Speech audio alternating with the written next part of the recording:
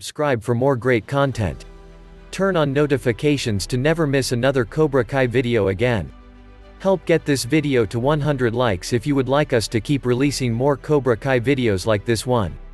Please help other fans discover these Cobra Kai videos by sharing them on social media platforms like Facebook, Twitter, Reddit, and others. Today's story begins after the end of Season 2. After losing the dojo and his girl, Johnny finds help from an unlikely ally. Amanda is skeptical about Daniel's past, while Miguel fights for his life. This Cobra Kai fanspiration was written by J.D. Marco. Remember to support the writers on social media. And now let's begin. Disheveled and heartbroken, Johnny walks away from his car and phone. Hours pass after wandering the streets aimlessly as the summer sun is setting. Johnny winds up in the last place he expected, LaRusso's house. LaRusso's son, Anthony, walks down the driveway to take out the garbage. Staring at his phone, Anthony doesn't even notice Johnny standing in front of him and walks off. Turning back the other way slightly, still in disbelief that this can't be a sign, Johnny stumbles up the driveway and towards the front door. Before he can ring the doorbell, a voice calls his name. Johnny. It's Amanda. She's standing behind him, holding mail in her hand. Oh, whispers Johnny, as he turns around. Amanda can see the redness in his lenses and the tired bruises under his eyes. If you're looking for Daniel, he's not here. No, well, I mean. Do you know where he is? He's at the hospital. Johnny nods solemnly. Amanda's arms are now crossed defensively. If there's nothing else, John, I'd like you to leave. Hearing the conversation from the front door, Anthony opens the front door to find his mother and Johnny talking. Mom, what's this dickhead doing here? Asks Anthony with disdain. Johnny turns around and sees Anthony. Anthony, go back inside, says Amanda. My sister almost got killed because of you, asshole, yells Anthony. Johnny looks to the ground defeated at Anthony's words. Anthony, that's enough, says Amanda. No, he's right, it's my fault, says Johnny. Anthony rolls his eyes and walks off. Amanda looks deeper at Johnny to see that tears are rolling down his sunburnt cheeks. Johnny sniffles deeply and wipes his eyes. Look, Johnny, I'm sorry about Miguel, I really am, but if you ever set foot in my house again, I'm calling the police. Your rivalry with Daniel, and your goddamn dojo, has caused me and my family more trouble than. It's not my dojo anymore, interrupts Johnny. Amanda is taken aback. Johnny stumbles away. At the hospital, Daniel sits at Sam's bedside, as she sleeps. His phone rings. Amanda. Hey, hun, says Daniel. Babe, I need to tell you something, and I need you to keep your cool when I tell you, says Amanda. Daniel squeezes his eyes and inhales sharply at the sound of possibly more bad news. Johnny came by, says Amanda. Let me guess, he's looking for Robbie, says Daniel. Actually, he was looking for you, but what? Amanda is trying to recall exactly what he said. When I mentioned his dojo, he said it's not his anymore, says Amanda. Confused at first, but then horrified that his worst nightmare has come true, Daniel gets up out of his seat. Where did he say he was going? Asks Daniel. I don't know, he just walked off, that was 10 minutes ago, says Amanda. I need to find him, I'll explain later. Daniel hangs up and leaves. Amanda is confused by Daniel's concern for Johnny. Continuing to walk aimlessly, Johnny is now in another part of town that has very few streetlights and a lot of darkness. Looking straight ahead, Johnny sees a shadowy figure, a group of 5 men, walking towards him with flannel shirts and ripped jeans. Similar to the punks Robbie used to hang out with. You lost, pal? Asks the leader. Johnny looks at them with contempt. None of your business, man, says Johnny. Hey, no need to be hostile, bro, says the leader with a hint of sarcasm. Yeah, we just want to see if we can help, says the second. Knowing that they are trouble, Johnny tries to stand tall. You know, you guys are pissing off the wrong guy, on the wrong day, says Johnny. Oh, is that so? Asks the leader. Before he can continue, Johnny is kicked in the back of the knee by a henchman and put in a rear naked choke. Johnny doesn't struggle and headbutts the henchman from behind and slithers out, punching him in the temple. The second punches Johnny in the back of the head when he wasn't looking, knocking him to the ground. Not staying down, Johnny tackles the leader and punches him in the groin. A larger henchman chokes Johnny and pins him to the wall. Driving around, Daniel looks around and sees a commotion, involving a group of 5 thugs, holding a man against the wall. Having an epiphany involving October 31, 1984. "Get him up," says Johnny.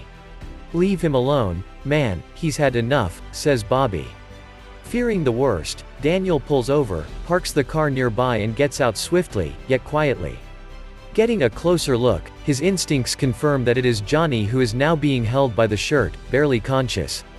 "You should never come in my neighborhood, pretty boy," says the leader. Not wanting to make a sound, Daniel crouches on the bonnet of a nearby car.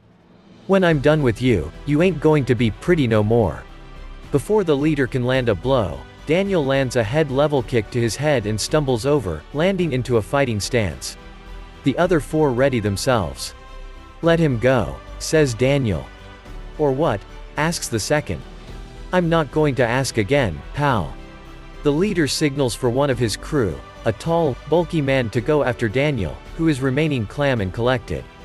Johnny, slowly regaining his focus, notices Daniel. "LaRusso," whispers Johnny.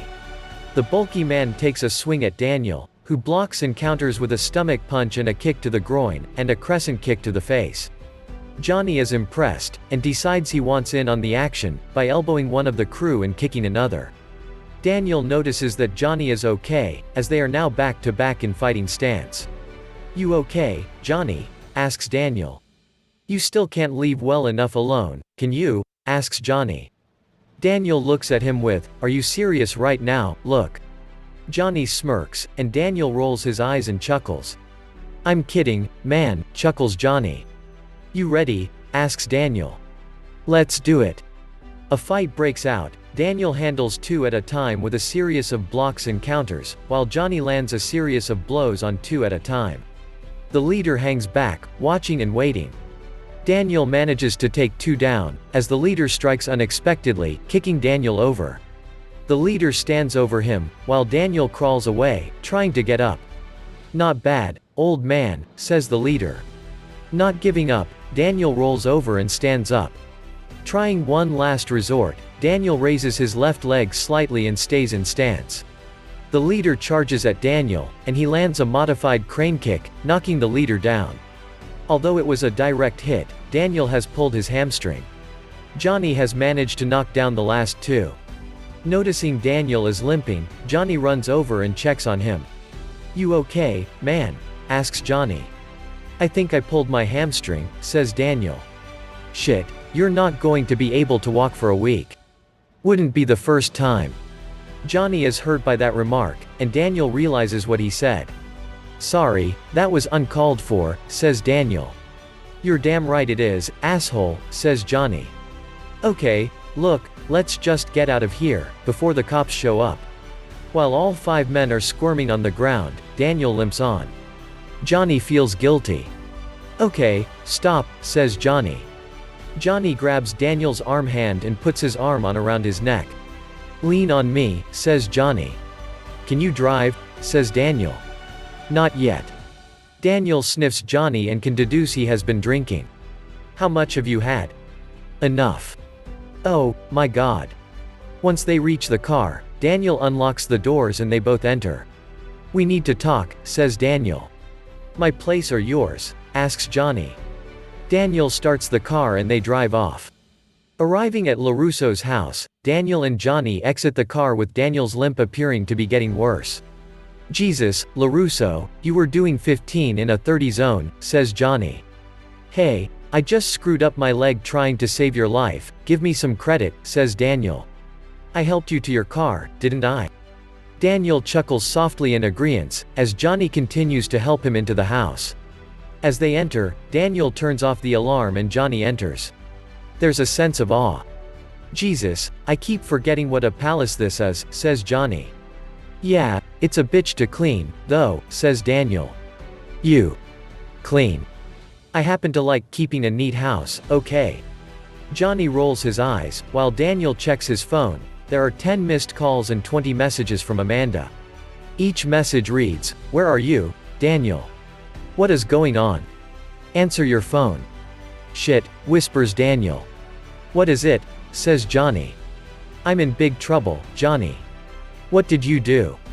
"Literally, 2 hours ago, I promised Amanda, no more karate. I've already broken my promise.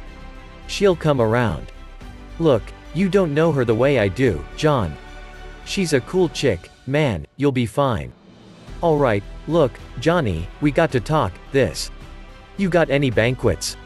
Hearing his question, Daniel is at first irritated, then beat when he realizes he does. "In the kitchen," says Daniel. Back at the hospital, Anthony is asleep by Sam's bedside holding her hand with Amanda now on the opposite side.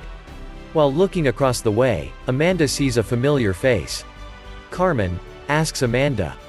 Carmen Diaz is standing behind her with flowers. "I hope you don't mind," says Carmen. "No, please, they're beautiful," says Amanda. Carmen hugs Amanda, and she reciprocates. "I'm surprised you're not angry at me," says Amanda. "I'm not angry at you, Amanda, and I'm not angry at Daniel, either," says Carmen. Amanda raises her eyebrows with curiosity. "I'm angry at Johnny," says Carmen. "Sit down," says Amanda. Amanda guides Carmen to a nearby seat, who proceeds to put the flowers down. "Even though he has caused my son so much trouble, I still care for him, so much," says Carmen, becoming teary. Amanda brings her in for another hug, and Carmen reciprocates. Johnny follows Daniel into the kitchen. As they enter, Daniel opens his fridge and pulls out a 6-pack of Coors Banquet in bottles. "You were giving me shit the other night because I drink these," says Johnny. "Actually, these are yours," says Daniel. Johnny is confused. "Amanda bought them to say thank you for taking care of Sam," says Daniel. "Sure, Amanda bought them," says Johnny. Daniel realizes that Johnny knows when he is lying. "Don't drink them all at once," says Daniel. Johnny is touched that Daniel bought him his favorite beer to say thank you. "Have one with me," says Johnny. "Nah, I'm good," says Daniel. "Come on, man, it's been a long day, we could both use a cold one." Daniel shrugs and reluctantly accepts. After they open up their beers, Daniel realizes that Johnny is the closest thing he has to a friend right now, raising his bottle. "To burying the hatchet," says Daniel. "Thank God for that," groans Johnny. Both Johnny and Daniel gently toast and take a swig of their beers. Daniel is surprised by how smooth and sweet it is. Johnny smiles. "I'm sorry about the dojo, Johnny," says Daniel. "Amanda told you?" asks Johnny. "What she didn't tell me, I figured out on my own." "What do you mean?" "Kreese took it back, didn't he?" Johnny is shocked by how well Daniel put 2 and 2 together. "You told me he was gone for good," asks Daniel. He got in Zarkarian's ear. When Johnny stops mid-sentence thinking about Tommy's passing. What? Never mind. "Okay, look, I can talk to Armand, and see if he can." "Forget it, LaRusso, I'm done with Cobra Kai." Daniel didn't expect to hear those words come out of his mouth. "Really?" asks Daniel. "Look, Johnny stops mid-sentence and admits the truth that he knew deep down. "You were right. I should have never brought back Cobra Kai," says Johnny. "Johnny, it doesn't matter." No, I'm sorry I didn't listen to you. Even Bobby and the guys tried to tell me I made a mistake bringing it back. I'm sorry too, I thought bringing back Miyagi-Do was the right thing, but I know if Mr. Miyagi was here, he would be so disappointed in me." Johnny can see that this is eating at Daniel, but he doesn't quite know how to handle it. "From what you've told me, he doesn't seem the type that would disappoint easy." "I guess so." Johnny is starting to see the predicament that they are in and reflects on everything that has happened by taking another swig of his beer. "You know, I've lost my son, I've lost my best friend, I've lost my girl, and I've lost the one thing that made me what I am," says Johnny. Hearing the words that he has said, Johnny slumps on the kitchen table. "Now I have nothing," says Johnny solemnly. Trying to put on his Miyagi hat, Daniel puts a hand on Johnny's shoulder. "Yeah, you do," says Daniel. "What, you?" asks Johnny. "Once I knew what Kreese did to you. Again, I had to find you." Johnny is starting to feel uncomfortable with Daniel going soft on him and shrugs him away. "I don't need your pity, man," says Johnny. "Okay, tough guy, I am just saying you're not alone in this," says Daniel. "Look, this is not your fight, LaRusso." "Yeah, it is, you have no idea what that son of a bitch did to me." "I know, he showed up in your dojo and threatened you." "I'm not talking about that, I'm talking about what he did to me." Johnny is completely lost and can't understand what he's talking about. "Johnny, there's something about Kreese that you don't know," says Daniel. Johnny has his suspicions, but isn't surprised that Kreese hurt Daniel. Daniel's phone goes off again, and he answers it. It's Robbie. "Robbie?" asks Daniel. "Mr. LaRusso," says Robbie. "Let me talk to him," says Johnny. "Hold on, your dad's here." Daniel hands him the phone, and Johnny talks to him. "You okay, Robbie?" asks Johnny. "Dad, I tried calling your cell, you weren't answering," says Robbie. Johnny realizes where he left the phone, back at the beach in the sand. "Shit," says Johnny. "What?" asks Robbie concerned. "I threw it away," says Johnny. "Why?" "It doesn't matter, where are you?" "I'm at the LaRussos." Hearing this, Johnny runs out the house and Daniel follows, but struggles to walk. "Johnny, where are you going?" Running into the family dojo, Johnny sees Robbie sitting on a bed. He is just as disheveled and depressed as his father. Not wasting another minute, Johnny races towards Robbie and holds him. "I'm so glad you're all right," says Johnny sobbing. "I'm so sorry, Dad," says Robbie, also quietly sobbing. "It's not your fault, son. I was just trying to break up the fight, I didn't want to hurt anyone." Daniel arrives and sees them having a moment. He smiles tenderly, realizing that being a parent and sensei aren't the same thing, so he doesn't interrupt them. Once they break apart, Robbie notices Daniel. "You still got your key," says Daniel. "I was going to give it back, says Robbie. "It's okay, Robbie, I know." Despite being happy to see his sensei, Robbie then snaps back to reality. "I'm in a lot of trouble, aren't I?" asks Robbie. "Look, Robbie, what happened at the school, it was an accident," says Daniel. "It's my fault that Miguel is in a coma." "No, Robbie, it's my fault." Johnny is surprised that Daniel is playing martyr to Robbie's misdeeds. "When I yelled at you about Sam, I overreacted, your dad took care of her, and I should have been more understanding," says Daniel. "Because you took me in," says Robbie.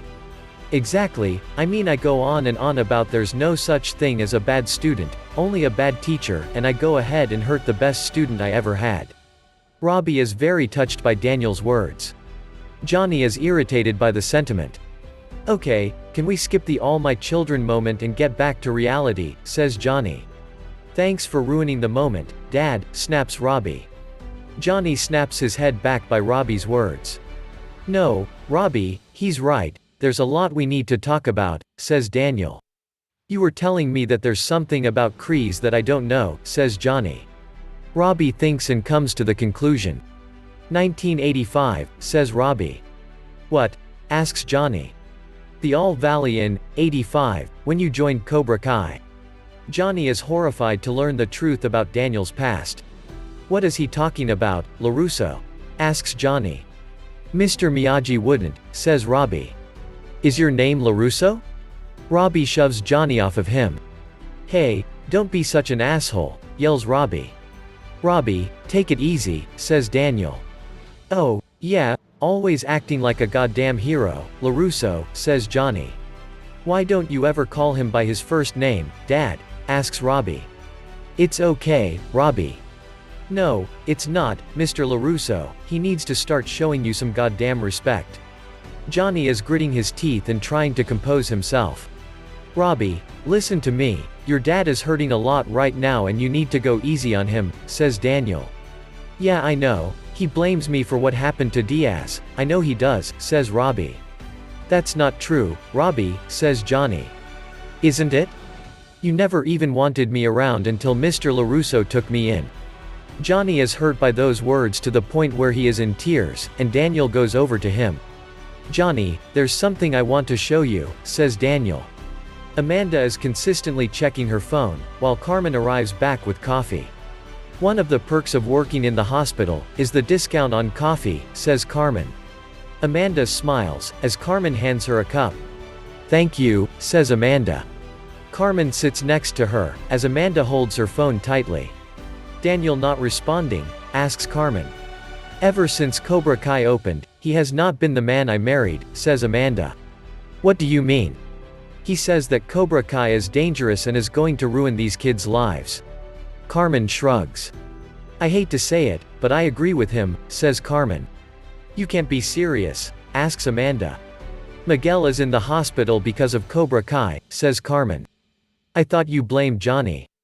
Well, partly, yes, but Miguel has not been the same as I remember. He's hardened and has that look in his eyes like he's ready to hurt someone. Amanda feels off-put by what has just been said, but then shrugs it off. Honestly, I blame both of them. Their stupid rivalry has gotten so out of hand, that it has hurt so many people. Well, let us hope it's done for good. Driving to Mr. Miyagi's house, Daniel, Johnny and Robbie get out of the car and enter the house, including Daniel's old room. Been a while since I have been in here, says Daniel. This is your old room, right? Says Robbie. Yes, it is. Johnny looks around and can't help but be in awe. Beautiful, whispers Johnny. Daniel goes under his bed and pulls out an old sports bag. I have kept this under my bed for almost 35 years, and I swore that I would never take it out again. Daniel unzips the bag and pulls out a Cobra Kai training GI. Johnny is catatonic, and Robbie is confused. You kept it? Asks Robbie. Yeah, I did, says Daniel. Why? To remind myself of how much I hurt Mr. Miyagi, and myself. Johnny is overwhelmed even more by this. Kreese was your sensei too? Asks Johnny. No, actually, it was Terry Silver who taught me, says Daniel. Wait, that guy who got Cobra Kai banned? Turns out, I was being set up by Kreese and Silver, just so I could defend my title, which I really didn't want to. Johnny grabs the GI off Daniel. What are you doing? Asks Daniel defensively. You want to keep it? Asks Johnny. Not really, but that's not the point. Dad, stop being such an asshole, says Robbie. Robbie, don't talk to your father like that. He talks to you like that all the time. What's the difference? The difference is he is your father, and like it or not, he always will be, so be respectful. Robbie grits his teeth and inhales sharply, just like his father. I say we burn it, says Johnny. Daniel is taken aback. Johnny, are you out of your mind? Asks Daniel with disbelief. Let the past be the past and we can all move forward, says Johnny. Hearing what Johnny is saying, Daniel can't help but make sense of what he is saying. I just don't want to forget what I did, that's all, says Daniel. Daniel, let it go, says Johnny. Hearing Johnny call him by his first name ever, Daniel nods in agreement. Back at the hospital, Sam is slowly waking up, and Amanda and Carmen notice. Anthony is still asleep. Mom? Asks Sam with a weary voice. Oh, my baby girl, says Amanda. Amanda plants a kiss on her forehead.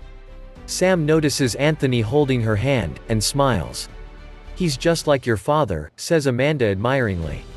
Where is Dad? Asks Sam. Honestly, I don't know. Sam notices Carmen. Mrs. Diaz? Asks Sam. Carmen comes over to see Sam, standing next to Anthony who is still asleep. Hello, Samantha, says Carmen. Sam begins to get teary about Miguel's condition. I'm so sorry about Miguel, it's all my fault, says Sam. No, don't blame yourself, at all, okay? If I hadn't kissed Miguel at the party, this would never have happened. What do you mean? He was with Tori and I cheated on Robbie, I'm such an idiot. Sam breaks down crying. Amanda gently holds her close, while Carmen feels for this teenage girl carrying the weight of the world on her shoulders. Anthony begins to wake up slowly. Sam? Asks Anthony. Sam notices her little brother looking up at her, and sniffles. Hey, baby bro, says Sam. I hate when you call me that, says Anthony. Sam pecks Anthony on the cheek. In a nearby recovery room, Miguel is in a stable condition with a neck brace on. His brow twitches slightly. Back at Mr. Miyagi's house, Daniel is burning his old Cobra Kai GI, while Johnny and Robbie look on. Now, what do we do? Asks Robbie. We take down Kreese and Cobra Kai, for good, says Daniel. No, says Johnny. Daniel looks at Johnny. What do you mean, no? Asks Daniel. That's what he wants us to do, says Johnny. Daniel is beginning to see the logic, but still doesn't believe this is the right idea. What are you saying, we wait? Asks Daniel. Exactly, we need to come up with a plan, says Johnny. Like an element of surprise, says Robbie. Now, you're thinking. I don't know, Johnny. Look, I know you want to go in there and give another one of your speeches, but it's not going to work. Daniel runs his hands through his hair and even scrunches it. Kreese will strike first, and you won't see it coming, says Johnny. Well, what do we do right now? Asks Daniel. Johnny puts his hand on Daniel's back. Trust me, says Johnny. Back at the hospital, Amanda leaves Sam's room and goes for a walk. She looks at her phone with no response from anyone. Out of nowhere, Kreese walks towards the reception desk with Hawk and Tori. Excuse, ma'am, do you know where I could find Miguel Diaz's room? Asks Kreese. Amanda hears this and is alarmed. Walking towards them. Sir, Mr. Diaz is in the ER and his mother has strictly said, no visitors, says the receptionist. Ma'am, Miguel is my student, and I miss him. So, you must be John Kreese, says Amanda with her arms folded. Kreese hears his name and looks over to see Amanda with a grim smile on his face. You've heard of me, says Kreese. By reputation, not exactly something to admire. Kreese frowns. Amanda is keeping eye contact with him, ignoring Tori and Hawk. No thanks to one of your students, my daughter is in the hospital, says Amanda. Ah, Mrs. LaRusso, what a pleasure, says Kreese with a slight chuckle and extends his hand. Amanda looks over at Tori, who is embarrassed by facing the mother of the girl she assaulted. Tori, is it? Asks Amanda. Tori tries to stand confident but is uncomfortable talking to Amanda. Your mom had better call her lawyer, says Amanda. Tori looks down at her feet and sighs with regret. Amanda then directs her attention to Kreese. And as for you, stay the hell away from my family, or we will press charges, says Amanda. Amanda walks away with her head held high. Kreese shrugs off Amanda's threat. After I'm done with Miyagi-Do, they'll be begging for mercy, says Kreese. Kreese walks towards the elevator. Hawk looks back and feels regret in his actions. Daniel drives Johnny and Robbie back to the beach to fetch the Cobra Mobile. Surprisingly, it is still sitting there, despite the keys being left in the car and the window wide open. Daniel pulls alongside it and both Johnny and Robbie get out. Daniel then turns the ignition off, remembering something Johnny said to Robbie, and goes out on the sand. Robbie goes next to the door and sees the broken bottle, while also smelling the alcohol, but doesn't say anything. Johnny notices his son's observation. Johnny, shouts Daniel standing on the sand, picking up Johnny's phone. Johnny looks over and sees him pick up his phone. Isn't this your phone? Asks Daniel. Johnny is amazed that Daniel found it. Daniel jogs over and hands it to him. Looking at the phone, Johnny sees 12 missed calls from Robbie and one friend request on Facebook, but ignores it. Hey, I have been meaning to ask, are the cops looking for me? Asks Robbie. Daniel looks at Johnny and then back at Robbie. The police haven't filed any charges yet, but I got off the phone with the principal at West Valley yesterday, and you, along with 3 other people, have been expelled, says Daniel. Miguel? Asks Johnny. No, not Miguel, some kid named Eli, Tori, the girl that assaulted Sam, and unfortunately, my student, Dimitri, has been expelled too. Dimitri, why? Asks Robbie. Well, apparently he kicked one of the Cobra Kai students into a trophy cabinet, says Daniel. Johnny smiles and chuckles. Daniel can't believe what he's hearing. Oh, come on, man, that's pretty funny, says Johnny. How is that funny? Asks Daniel. Have you seen the size of that kid? He's like the brain from the Breakfast Club. Okay, say what you will, but Dimitri is a damn good student. Yeah, he's damn good all right, damn good at not keeping his mouth shut. Whatever. Robbie is feeling anxious and wants to know what is next. So, what are we going to do now? Asks Robbie.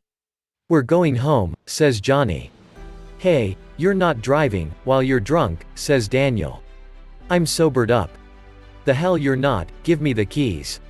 No way. Johnny. Dad, just give it to him. Trust you, to take his side, over me. I'm not taking sides, he's right, you're drunk. Overruled by his son and ex-rival, Johnny hands the keys to Daniel reluctantly.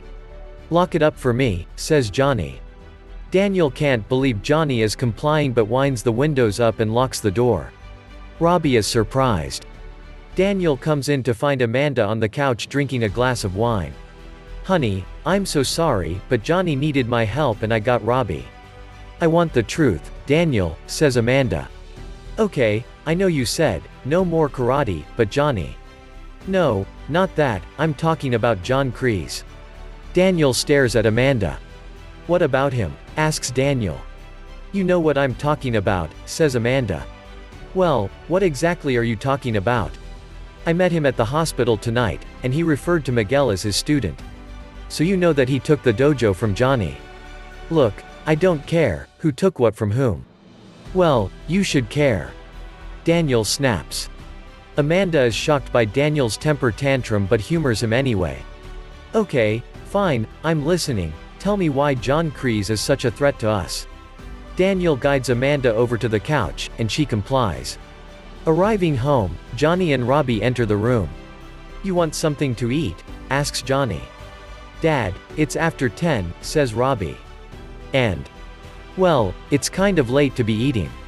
Are you kidding? I could go a burger right now. You do whatever, I am going to bed. Robbie goes to his room. Johnny looks down the hallway. First thing in the morning, we're going to find you a new school, says Johnny. Robbie slams the door without responding. Johnny scratches his head furiously at his son's non-response. There is a knock at the front door. What now, LaRusso? I told you we will talk. As Johnny opens the door, Carmen is standing there with a blank look on her face. Carmen, says Johnny. Are you done with Cobra Kai? Asks Carmen. Why yeah. I mean it, if you want to see Miguel, no more Cobra Kai. Yes, I'm done, I swear. Good. Carmen grabs Johnny's face and kisses him with passion. He reciprocates and then remembers Robbie is in the other room. Wait, says Johnny. You're right, we should wait a while, I mean, says Carmen. Not just that, it's Mrs. Diaz, says Robbie. Carmen sees Robbie as he walks towards her. Robbie drops his head, but Carmen lifts his chin, then hugs him. Robbie reluctantly reciprocates, then Carmen lets go. I was half expecting to smack the shit out of me, says Robbie. What would that prove? Asks Carmen. Robbie feels a little embarrassed. See you at the hospital tomorrow, Carmen says to Robbie, looking confused. Johnny is confused also. You want to make up for what happened, you can volunteer at the hospital for the next month, cleaning the rooms, assisting with the nursing staff and doing coffee runs. Deal. Robbie faintly smiles. Deal. 9 a.m., don't be late. Carmen leaves Johnny's house and closes the door. Johnny cannot believe his luck, Carmen forgives him and Robbie is making up for what happened. Back at the LaRussos, both Amanda and Daniel are sitting in the living room with glasses of wine and the bottle in front of them. Amanda cannot believe what Daniel has just told her, the full story of what happened in 1985 with Terry Silver and Cobra Kai. Babe, we have been together over 20 years, and you never told me this, says Amanda. It's not something I want to remember, honey, says Daniel. I know, but Jesus, what these men did to you, that's child abuse. Well, I was lucky Mr. Miyagi bailed me out. Bailed you out? Daniel, Mr. Miyagi should have gone to the police. Daniel jumps up at Amanda's response. And said what, Amanda? Asks Daniel. Amanda gets up slowly. That they were trying to kill you, attacked you, threatened your life. Asks Amanda. I had no proof. I did what I had to do, okay. I know, it's my fault for not doing the right thing. Amanda tries to reassure Daniel by grabbing his hands. No, babe, this is not your fault at all, what these men did to you is criminal, says Amanda. But there is nothing I can do about it now. You said, no more karate, exclaims Daniel. Okay, fine, fine. Here is what we're going to do. From 9 a.m. to 6 p.m., you are at work, and you are doing work. No karate, no personal business or whatever else. Any time before 9 and after 6, you do what you want, I won't get in the way. Daniel is skeptical. Why do I feel like there's a condition coming, says Daniel. You are going to call Johnny tomorrow, and you are going to ask him to come work for us, says Amanda. You're kidding, right? No, I'm not joking. You are calling him and making him operations manager at our North Hollywood site. Do you honestly think he would want to come and work for us? Well, call it olive branch for you two to finally get along and work together, plus without the dojo, he needs a job. Daniel begins to see some logic in Amanda's idea. Okay, but there is no guarantee he will say yes, says Daniel. Then tell him to do it for Robbie, says Daniel. Amanda places her hands on Daniel's arms and they share a hug. At the hospital, Miguel is lying on his hospital stretcher with his neck brace on. Sam walks past and puts her hand on the glass, then walks away. Unconscious, Miguel begins to have flashbacks of the past year. First, the strip mall fight with Johnny and Kyler. Hey, watch the car, man, exclaims Johnny. Second, his 4-to-1 fight with Kyler and his cronies. I'm ready for your lame-ass karate this time, says Kyler. It's not lame-ass karate, it's Cobra Kai, says Miguel. Thirdly, the under-18 All-Valley tournament. There's nothing dirty about winning, sensei, says Miguel. No mercy. Fourthly, the day at Coyote Creek, has Miguel twitching and sweating. Finish him, orders Kreese. This isn't a tournament, this is real life, says Miguel. Is that how you want to live your life? Asks Johnny. Fifthly, the school fight with Robbie. That's for taking advantage of Sam, yells Robbie. She doesn't love you, she loves me, yells Miguel. Miguel begins to shiver and is reminded that Robbie kicked him off the edge of the stairwell. Miguel, screams Tori. Finally, his training with Kreese at the dojo, while Johnny is away. You're all Cobra Kai for life, because Cobra Kai never dies, says Kreese. Hearing Kreese's words echo in his head, Miguel's eyes spring open and go from a look of anxiety and fear to a look of vengeance and hatred. And that's it. Did you enjoy this Cobra Kai story? Would you like us to release another part in this series? Let us know what you think in the comments. Like, share and subscribe for more great content. Turn on notifications to never miss another Cobra Kai video again. Help get this video to 100 likes if you would like us to keep releasing more Cobra Kai videos like this one. Please help other fans discover these Cobra Kai videos by sharing them on social media platforms like Facebook, Twitter, Reddit, and others. And we'll catch you in the next one. Peace.